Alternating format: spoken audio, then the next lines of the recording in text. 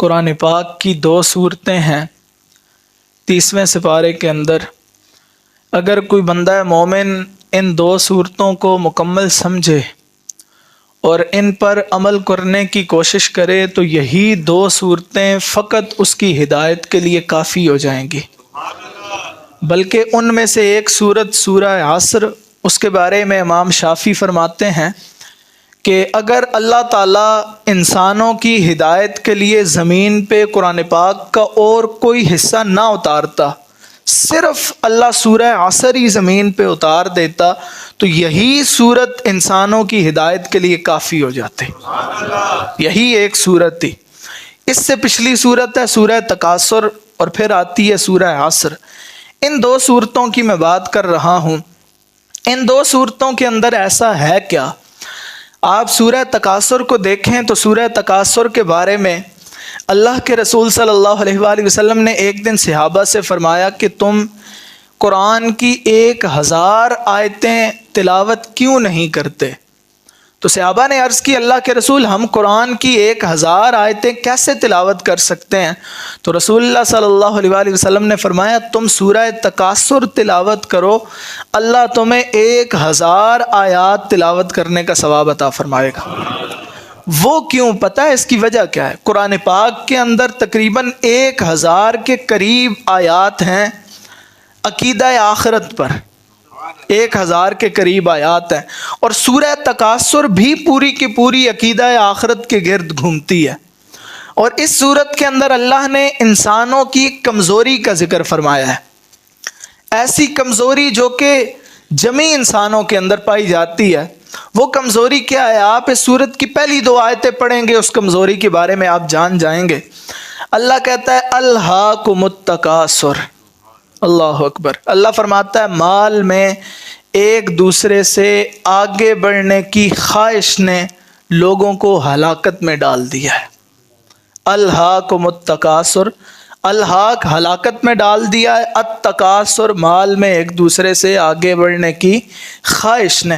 پھر آگے اللہ کہتا ہے حتی زرتم المقابر، یہاں تک کہ لوگ قبروں کے منہ کو جا پہنچے، یہاں تک کہ لوگ قبروں کے منہ کو جا پہنچے۔ اچھا، قرآن پاک کی جتنی بھی صورتیں ہیں نا، اگر آپ انہیں پڑھیں، آپ نے جو قرآن پاک کا مطالعہ کرنے والے ہیں یا ترجمے کے ساتھ پڑھنے والے ہیں، کبھی اگر وہ توجہ سے پڑھیں، قرآن پاک کی صورت کی پہلی آیات اور آخری آیات کا آپس میں جوڑ ہوتا ہے۔ معنی اور مفہوم کے لحاظ سے پہلی آیات اور آخری آیات کسی بھی صورت کی، ان کا آپس میں معنی اور مفہوم کا جوڑ ہوتا ہے۔ اب اس صورت کی آپ درمیانی آیات کو چھوڑ دیں، آخری آیت کی طرف چلے جائیں۔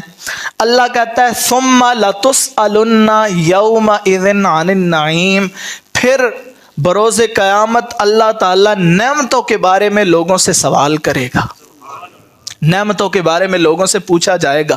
اب ان کا جوڑ کیا ہے؟ دنیا میں تو ہم ایک دوسرے سے آگے بڑھنے کی کوشش کرتے ہیں نا، یہ انسانی کمزوری ہے۔ جب وہ کسی کو دیکھتا ہے کہ وہ بڑا آگے بڑھ گیا، انسان پھر اسے رشک کی نظروں سے بھی دیکھتا ہے، بعض دفعہ انسان اس سے حسد بھی کرنے لگ جاتا ہے اور کہتا ہے اگر وہ آگے بڑھ گیا تو مجھے بھی آگے بڑھنا چاہیے، اور انسان کا پھر دل جو ہے وہ دنیا میں لگنے لگتا ہے اور دنیا سے اسے محبت ہو جاتی ہے۔ اب یہ پہلی 2 آیتیں ہیں۔ پھر اللہ کہتا ہے دنیا میں تو تم ایک دوسرے سے آگے بڑھنے کی کوشش کرتے ہو، لیکن یہ بھی دیکھو آخری آیت کے ساتھ اس کا مفہوم کیسے ملتا ہے۔ اللہ کہتا ہے یہ جو دنیا میں ایک دوسرے سے آگے بڑھتے ہو، انہی نعمتوں کے بارے میں پھر قیامت والے دن تمہیں جواب بھی دینا پڑے گا۔ یعنی پہلی آیت پھر آخری آیت، جتنی بھی صورتیں ہیں اکثریت پہلی اور آخری آیت کا آپس میں جوڑ ملتا ہے۔ اب اس صورت کا اور اگلی صورت کا بھی آپس میں ربط ہے، یعنی اس صورت کے اندر اللہ نے اس انسانی کمزوری کا ذکر کیا۔ اگلی صورت ہے سورہ عصر۔ سورہ عصر کا آغاز ہوتا ہے، اللہ کہتا ہے والعصر، یقیناً اکثر اس کا معنی جانتے ہوں گے۔ اللہ کہتا ہے زمانے کی قسم، زمانے کی قسم، ان الانسان لفی خسر، بے شک انسان خسارے میں ہے۔ اور پتہ ہے خسر کسے کہتے ہیں؟ خسر، خسارہ، ویسے ہمارے ہاں نا خسارہ لفظ بولا جاتا ہے تو کسی شخص کا اگر مال ضائع ہو گیا، کسی شخص کی کوئی بھینس وغیرہ فوت ہو گئی، کسی شخص کا کوئی جو ہے وہ بٹوا گم ہو گیا، پیسے گم ہو گئے، تو ہم کہتے ہیں جی اس کا فلاں کا بڑا خسارہ ہو گیا، لیکن خسر اسے نہیں کہتے. خسر کہتے ہیں دنیا اور آخرت کے جمی خساروں کو اگر ملایا جائے تو وہ خسر بنتا ہے. دنیا اور آخرت کے جمی خساروں کو اگر ملایا جائے تو وہ خسر بنتا ہے. اللہ کہتا ہے زمانے کی قسم بے شک انسان دنیا اور آخرت کے سارے خساروں میں ہے. یعنی وہ دنیا میں بھی خسارے میں ہے، وہ آخرت میں بھی خسارے میں ہے. اب اللہ زمانے کی قسم کھا رہا ہے، پھر خسارے کا ذکر کر رہا ہے. معنی اور مفہوم کیا ہے؟ معنی یہ ہے وہ انسان جو اپنے وقت کو ضائع کرتا ہے. زمانہ کس سے؟ وقت سے چلتا ہے نا. جو انسان اپنے وقت کو ضائع کرتا ہے وہ انسان خسارے میں ہے. جو انسان اپنے وقت کو ضائع کرتا ہے وہ انسان کیا ہے؟ خسارے میں ہے.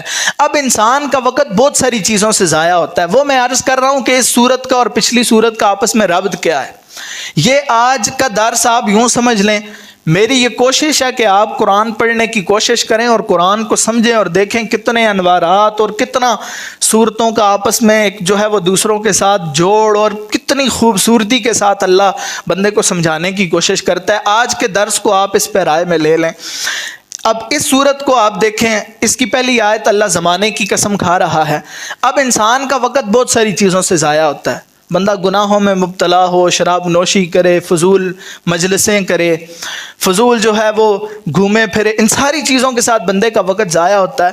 لیکن انسان کا وقت اس بات میں سب سے زیادہ ضائع ہوتا ہے کہ جب انسان دوسروں سے آگے بڑھنے کی کوشش کرتا ہے، وہ دوسروں سے حسد کرتا ہے، پھر ان کے حسد میں غیبتیں کرتا ہے، دوسروں کے ساتھ جو ہے وہ لڑائیاں اور جھگڑے کرتا ہے. پیچھے ایک ہی بات ہوتی ہے کہ کسی طرح میں اس سے آگے نکل جاؤں. یہ اس صورت کا اور پچھلی صورت کا آپس میں ربط ہے. اب اللہ کہتا ہے انسان خسارے میں ہے. زمانے کی قسم اللہ نے کھائی، اور وہ انسان خسارے میں ہے جو اپنے وقت کو برباد کرتا ہے، وقت کا خیال نہیں کرتا. دیکھیں ایک چیز ہم اپنے ساتھ جب پیدا ہوئے تھے لے کے آئے تھے. ہم جب آئے تھے اس دنیا میں ہمارے پاس کچھ نہیں تھا. جب اس دنیا سے ہم جائیں گے تب بھی کچھ نہیں ہوگا. لیکن ایک چیز ہم اپنے ساتھ جب پیدا ہوئے تھے لے کے آئے تھے، وہ وقت تھا. اور اس وقت کو اللہ نے بندے کے اپنے اختیار میں دے دیا ہے کہ وہ اس وقت کو اچھے کاموں میں استعمال کرتا ہے یا برے کاموں میں استعمال کرتا ہے. وہ اس وقت کو، اب اللہ نے خسارے کا ذکر کیا اور 4 بندے اللہ نے ذکر کیے کہ جو شخص یہ 4 کام کر رہا ہے وہ خسارے میں نہیں ہے. جو یہ 4 کام کر رہا ہے وہ خسارے میں. پہلا اللہ کہتا ہے الا الذین آمنوا، سوائے ان لوگوں کے جو ایمان لائے. ایمان لانے والے خسارے میں نہیں ہے.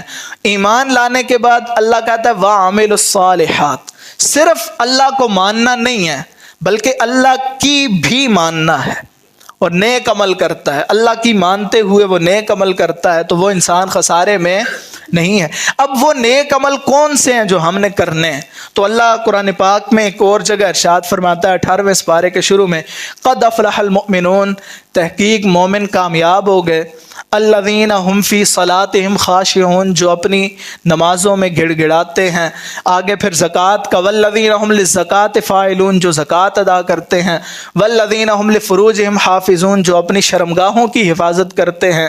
پھر آگے اسی طرح جو اپنے وقت کو ضائع نہیں کرتے، اپنے وقت کا جو ہے وہ خیال رکھتے ہیں، فضول مجلسوں سے بچتے ہیں، اللہ کہتا ہے یہ سارے لوگ کامیاب ہو گئے.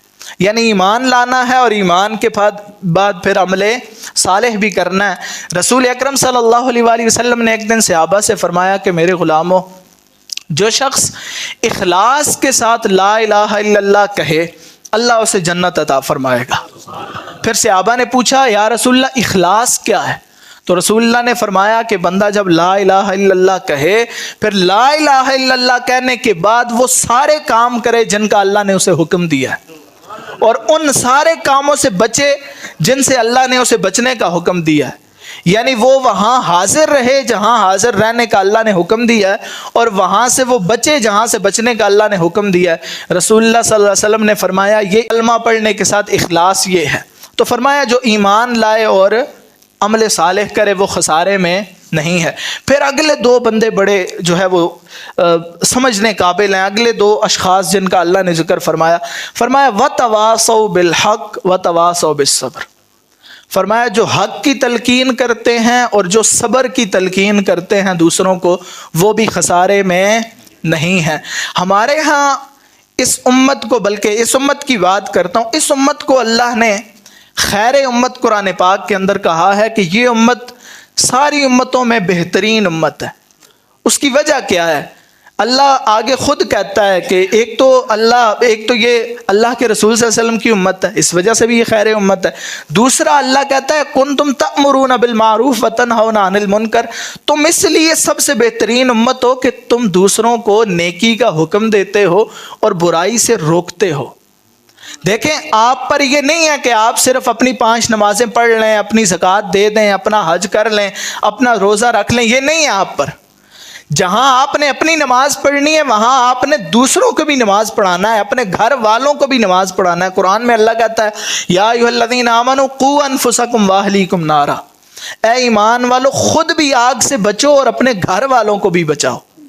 اور رسول اللہ کا ایک فرمان ہے کلکم راع وکلکم مسئول، رسول اللہ نے فرمایا تم میں سے ہر ایک مالک ہے اپنی چراگاہ کا، وَكُلُّكُمْ مَسْئُولٌ عَنْ رَعِيَّتِهِ، فرمایا اس کی چراگاہ کے بارے میں بروز قیامت سوال کیا جائے گا۔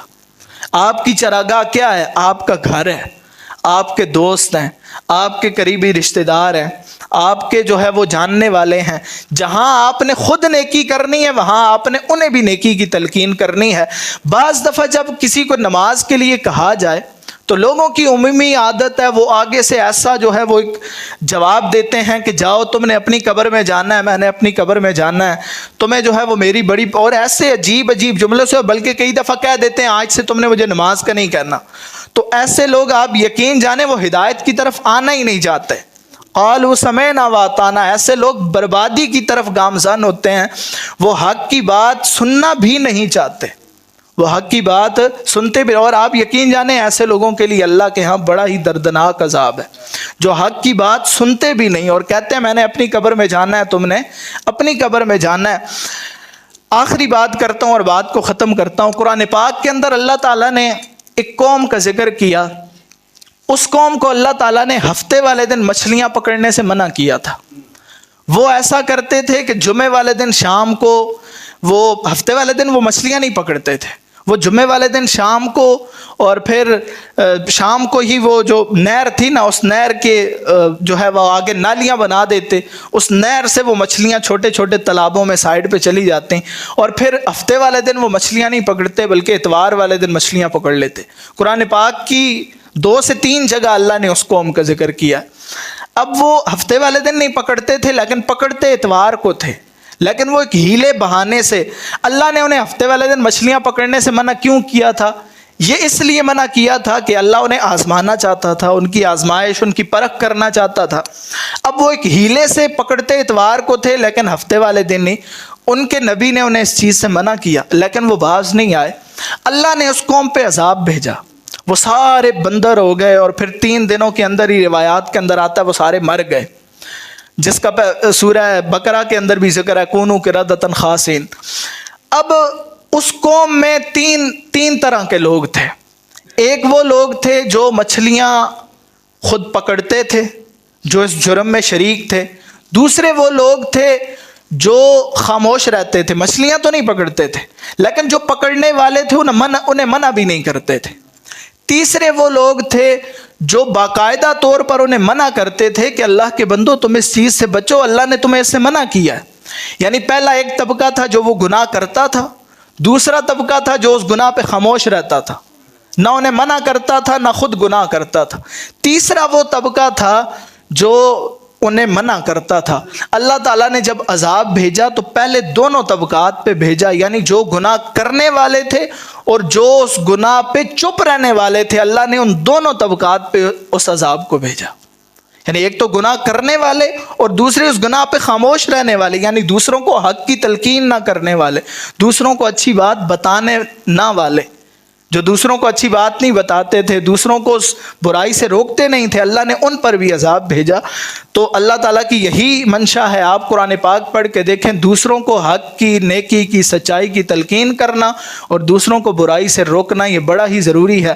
آپ اپنے گھر کے اندر اگر آپ دین پر کاربند ہیں تو آپ اپنے گھر والوں کو بھی دین پر کاربند کریں، یہی اسلام ہم سے چاہتا ہے۔ تو قرآن پاک کی یہ دو صورتیں بڑی ہی معنی خیز ہیں، اگر آپ انہیں کبھی بیٹھ کے پڑھیں اور ان کی تفسیر پڑھیں تو یقین جانیں آپ بہت ساری نئی باتیں اور بڑے رمز اور بڑی حقیقتیں آپ جانیں گے۔ اللہ تعالیٰ مجھے اور آپ کو عمل کی توفیق عطا فرمائے۔